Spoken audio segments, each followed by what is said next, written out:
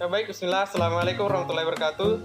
Perkenalkan, nama saya Muhammad Rizal dari kelompok 4.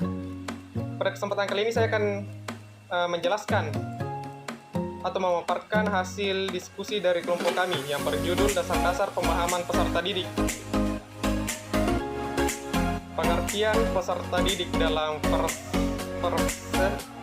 perspektif pedagogis, peserta didik diartikan sebagai jenis makhluk Homo education atau makhluk yang menghajatkan pendidikan. Dalam pengertian ini, peserta didik dipandang sebagai manusia yang memiliki potensi yang bersifat laten, sehingga dibutuhkan binaan dan bimbingan untuk mengaktualisasikan agar ia dapat menjadi manusia susila dan cakap.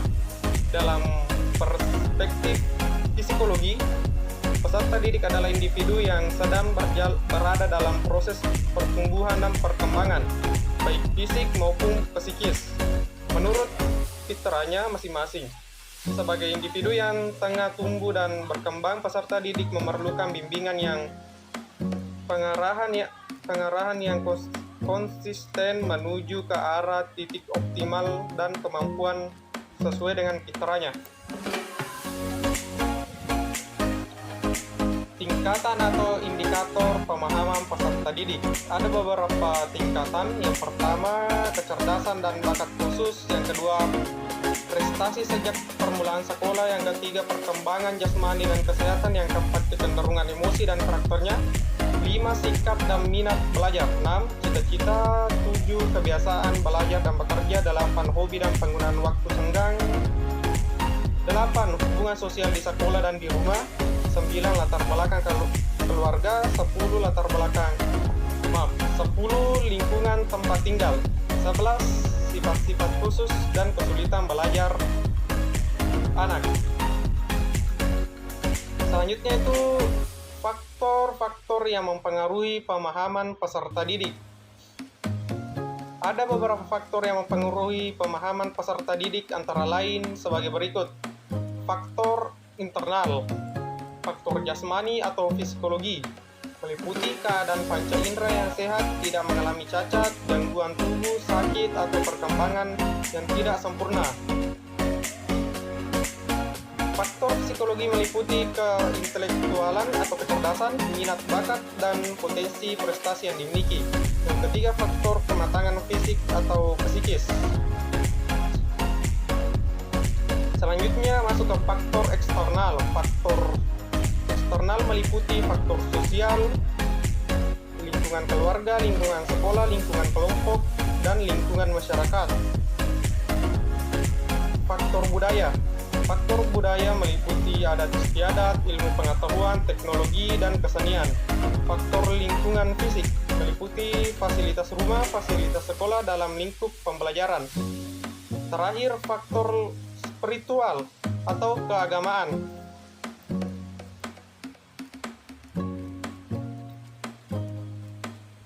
Poin ketiga, tolak ukur dalam mengetahui pemahaman peserta didik. Tolak ukur dalam pemahaman siswa sangat dipengaruhi oleh kemampuan intelektualnya, sebagaimana yang dikemukakan oleh Yusuf Samsu dan Sugandi Nani dalam bukunya. Ia mengemukakan bahwa untuk mengembangkan kemampuan intelektual atau keterampilan berpikir siswa, yaitu tentang core thinking skill, antara lain sebagai berikut. Yang pertama, mengasah ketajaman panca indera untuk menerima masukan informasi dari luar. Yang kedua, mengarahkan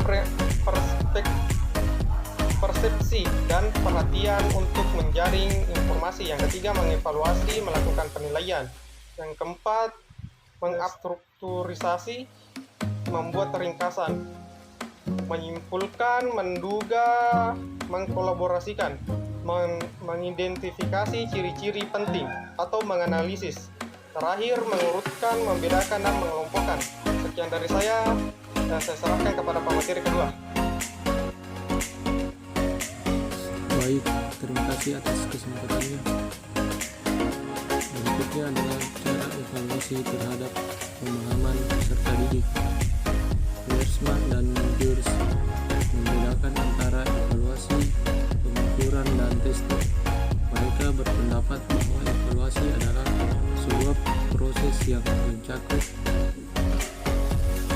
pengukuran dan mungkin juga testing yang juga berisi pengambilan keputusan tentang nilai.